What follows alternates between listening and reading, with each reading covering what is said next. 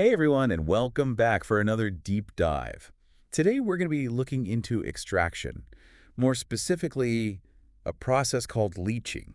Oh, yeah, leaching. You probably encounter this process more often than you realize in everyday life. It really is everywhere. Yeah, from pharmaceuticals to even something as simple as making a cup of coffee. Exactly. And it's one of those scientific principles that's sort of hiding in plain sight. Okay, so let's start with the basics. What exactly is leaching? So, at its core, leaching is the removal of soluble material from an insoluble one using a solvent. Okay. So, if you think about brewing a cup of coffee, Okay. you're actually already pretty familiar with the concept. Interesting. You're using hot water as a solvent to pull those flavorful compounds out from the coffee grounds, and what's left behind the grounds themselves are the insoluble material. Oh, wow. So like making coffee is basically leaching in action. Exactly. That's pretty cool. And what I think is even cooler is that this process, which seems very straightforward, Is actually based on some pretty complex science, what we call mass transfer phenomena. Whoa, whoa, whoa, don't get too technical on me. It's actually pretty simple. Okay. Mass transfer phenomena. Yeah. It's just a fancy way of describing how substances move from one place to another. Okay. In this case, it's those soluble components or the dissolvable components moving from the coffee grounds into hot water. Okay, I'm following you. Good. So our source material mentions the significance of leaching, Yeah. and particularly in the pharmaceutical industry. Yes. So can you talk about that a bit more? Absolutely. So leaching is really important when it comes to isolating active medicinal ingredients. Uh-huh. It's how we get from a plant to a pill, for instance, that can treat a specific condition. Okay, interesting. But then our source material goes on to say that sometimes it's actually better to use the whole plant instead of just isolating a single ingredient. Yeah. So why is that? So that's a really good question. Okay. And the answer lies in the fact that plants are complex. They contain a whole mixture of compounds that actually may work together in what we call a synergistic way. Okay. So the combined effects are greater than the sum of their individual parts. So it's kind of like teamwork. Exactly. Like they work better together. It's a great analogy. Okay. Think about tinctures and extracts, for example, Mm-hmm. which are more concentrated forms of plant material. Right. They contain a variety of compounds, and that's one of the reasons why these traditional remedies are still included in things like modern pharmacopoeias. Right. So it kind of acknowledges the complexity of these natural remedies. Exactly. It's a more holistic approach. Okay. So we're focusing specifically on solid liquid extraction for this deep dive. Yes. So how is this typically done when we're talking about industrial settings? So in industrial settings, it's usually a batch process, especially when you're working with expensive materials or smaller quantities. Okay. And there are two main methods that are used, percolation and immersion. Oh, okay. Break those down for me. So think back to our coffee maker example. That's essentially percolation in action. Okay. You're dripping that hot water through the coffee grounds, dissolving, and carrying away those flavorful compounds. Uh-huh. Immersion, on the other hand, is more like steeping tea. Okay. You're completely submerging the material in the solvent, allowing for a more thorough extraction. Okay. So percolation is like a slow drip and immersion is like a full soak. Exactly. Got it. Now, when it comes to this leaching process, Yes. what are some of the factors that can affect how quickly this process takes place? Well, one of the most important factors is particle size. I was going to say that it seems like smaller pieces would lead to faster extraction. Exactly. And here's why. Okay. Smaller particles have a larger surface area, Right. which allows for more contact with the solvent and therefore faster transfer of that soluble material. Okay. Additionally, those soluble components don't have to travel as far within the solid to reach the solvent. And that's one of the reasons why that milling process, grinding down materials, is so important in industries like pharmaceuticals. Right. So the smaller the particle, the faster the extraction. Exactly. So what about the solvent itself? The solvent plays a critical role. Yeah. You want a solvent that's selective, meaning it dissolves the compounds that you want and leaves behind the ones that you don't. Yeah. The solvent's viscosity also plays a part. So a thicker solvent is going to move slower and potentially slow down that whole extraction process. So you have to pick the right tool for the job. Exactly. Right solvent for the right material. Yes, but here's an interesting twist. Okay. As the extraction progresses, the concentration of the solute in the solvent increases, Okay. and that can actually slow down the extraction rate. Oh, that seems counterintuitive. Why would that happen? Well, think of it this way. Okay. If the solvent already has a lot of the solute dissolved in it, Uh-huh. there's less of a driving force for more of that solute to move from the solid And as the solution becomes more concentrated, it also tends to get thicker, more viscous, Right. which, as we discussed, can also slow things down. So you kind of have this delicate balance. Exactly. You want the solute to dissolve, but as it dissolves, it affects the speed of the process. Exactly. Now let's talk about temperature. Okay. You know how things tend to dissolve better in hot liquids? Oh, yeah, for sure. Well, that holds true in leaching as well. Okay.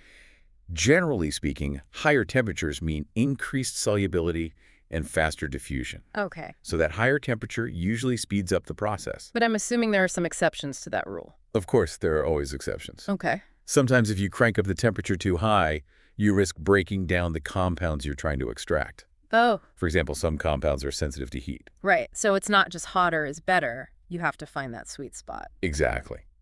Now let's move on to agitation. Okay. Bring on the swirling and shaking. Agitation is essentially about mixing things up. Yep. It increases something called eddy diffusion. Okay. You're using big words to make me feel small. What is eddy diffusion? Don't worry, it's not as complicated as it sounds. Imagine you're stirring cream into your coffee. Okay. That swirling motion you create helps to distribute the cream evenly throughout the coffee. I can picture that. Well, eddy diffusion is kind of like that swirling motion. Okay. It helps to move the solute away from the surface of the solid particles and distribute it throughout the solvent. So it's like preventing a traffic jam, Exactly. making sure everything's moving nice and smooth. Exactly. Agitation helps to promote a more even extraction. Okay. But there's a limit to how much agitation helps. At some point, you can only stir so much, and it won't make things go any faster. So there's a point of diminishing returns. Exactly. This is all so fascinating. I never knew how much science goes into something as simple as like brewing a cup of coffee. It's a great example of how everyday processes can often be explained by complex scientific principles. Yeah, this has been a really great overview of the basics of leaching, and I think we've covered a lot of ground today. They have. So let's continue this deep dive into this fascinating world of extraction in our next episode. So it's really interesting to think that this process of leaching isn't just for, our everyday beverages. Right. It's used for things like chemicals and medicines, and our source material even talks about extracting fixed oils from seeds. Yeah, so in that case, leaching can actually be used as an alternative to what's called mechanical expression, which is essentially just squeezing the oil out. Okay. And it's particularly helpful when you're dealing with seeds that are a little more delicate. Yeah. They could be damaged by that kind of pressing. Mm-hmm. Things like flax seeds or evening primrose seeds. Okay. Their oils are known for their health benefits. Yeah. And leaching offers a gentler way to get those oils out Right. while preserving those beneficial compounds. So you're getting a higher quality product in the end. Exactly. And it goes beyond that. Oh. Even leaching is also used to extract alkaloids, Uh-huh. which are powerful plant compounds that are often used in medicine. Wow. You've got things like strychnine, which is a powerful stimulant. Mm. It's extracted from Nux vomica beans. Okay. And then there's quinine, which is an anti-malarial drug that comes from centona bark. It's really amazing that we can use this process to tap into the power of nature It is. for medicinal purposes. And it doesn't stop at plants. Oh, really? Leaching can also be used to extract things like enzymes and hormones from animal sources. Oh, wow. Renin, which is an enzyme used in cheese making, comes from calf stomachs. Huh. Insulin. Insulin, which of course is vital for people with diabetes, Right. that can be extracted from pig or cow pancreases. Wow. The scope of this is incredible. It is. It really is a testament to the versatility of leaching. Yeah. It's a process that's been refined over centuries from those traditional methods we talked about Uh-huh. to modern industrial techniques. So we've talked about, the what and the why of leaching. Right. But I'm really curious about how, can you kind of walk us through what a typical leaching process looks like in an industrial setting? Sure. So let's imagine we're trying to extract a valuable compound from a plant. Okay. The first step is obviously to prepare that plant material. Okay. So this could involve things like drying it, grinding it up, Okay. or even pre-treating it to make it more suitable for extraction. So it's like prepping your ingredients before you start cooking. Exactly. Mm. Then that prepared plant material is put into a large container called an extractor. Okay. You add your solvent in, Mm-hmm. and the whole mixture is carefully agitated to make sure there's good contact between the solid and the liquid phases. And that's where all those factors that we talked about earlier come into play. Particle size, solvent choice, temperature, agitation. Exactly. All that comes together to fine-tune that extraction process. Precisely. The amount of time that it takes for the extraction to complete really varies. Yeah. It depends on what you're extracting and the yield that you're aiming for. But once that extraction is done, the mixture is then separated, Okay. usually through filtration or centrifugation. Got it. And this separates out that liquid extract, which now contains our desired compound, Okay. and the leftover plant material, which is often discarded. But isn't there still some valuable stuff left in that material? You're right. Yeah. In some cases, that spent material might actually go through multiple rounds of extraction Okay. to try to get as much of that compound out as possible. Makes sense. And there's actually a growing focus on ways to make use of that spent material, whether it's composting it, using it as animal feed, or even trying to extract other valuable compounds that might have been overlooked. Right. So it's kind of making the most of what nature provides. Exactly. Sustainability and reducing waste are really key principles in modern industrial processes. Okay. So once you have that liquid extract, what happens next? So it really depends on what the end goal is. Okay. In some cases, the extract might be used just as it is. Okay. Some herbal tinctures are basically liquid extracts. Right. But often that extract needs to be further processed to really isolate and purify that target compound. Okay. This could involve a whole range of techniques, things like evaporation, distillation, crystallization, or chromatography. So it's a multi-step journey It is. to go from that raw plant material to Right. the final product. Exactly. And each step needs to be very carefully controlled and optimized to ensure a high quality and consistent product. It's incredible to think that, this process is happening all around us. Yeah. From the coffee that we drink to the medicines we take. It goes to show that once you understand these scientific principles, it opens up a whole new way of looking at the world. Speaking of seeing things in new ways, are there any, really cool cutting-edge advancements happening in the world of leaching technology? That's a great question. Yeah. It's definitely a field that's constantly evolving. Uh-huh. One really exciting area is the development of new and more selective solvents. Okay. For instance, ionic liquids, which are salts that are liquid at room temperature. They're showing a lot of promise as eco-friendly alternatives to traditional organic solvents. So less impact on the environment Exactly. and potentially better results. Exactly.